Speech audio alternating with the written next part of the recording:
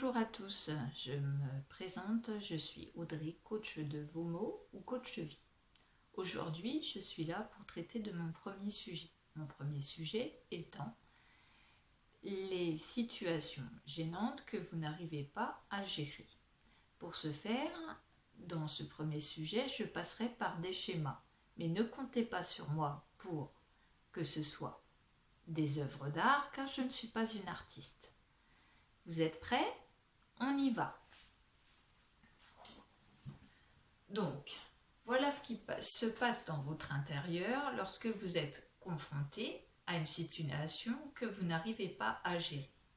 À l'intérieur de vous, c'est comme une cocotte minute.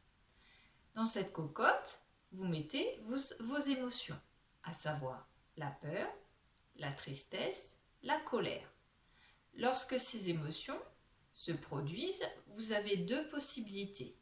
Soit vous décidez de mettre en place une stratégie d'évitement qui au long cours donnera un blocage dans cette situation, soit vous décidez de laisser ces trois émotions à l'intérieur de votre cocotte minute.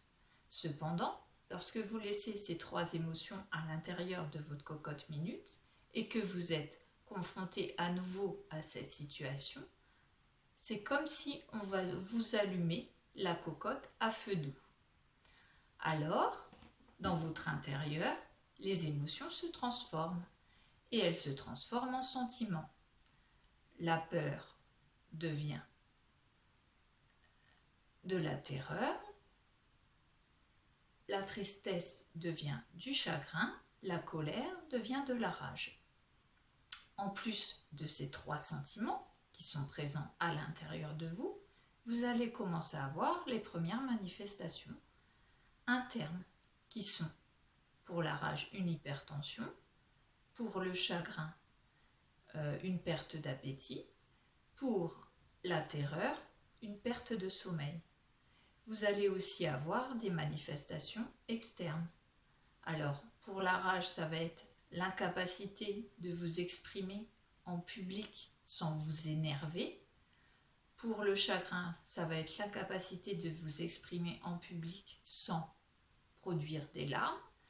Et pour la terreur, ça va être la capacité de vous exprimer tout court avec une réaction de prostration. Si vous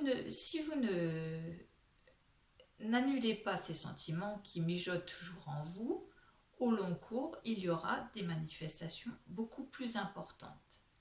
Des manifestations internes et des manifestations externes. Ces manifestations, elles seront validées par des spécialistes et ce seront des maladies. Car les maladies sont des mâles que l'on a subis à l'intérieur de soi et à l'extérieur de soi et dont on ne sait pas exprimer. On dit qu'une maladie, c'est un mal non dit ou mal dit. Voilà, c'est tout pour le sujet d'aujourd'hui. Je vous souhaite une bonne journée et je vous dis à très vite pour de nouvelles aventures avec moi-même. Voilà, merci de votre attention et bonne journée à tout le monde.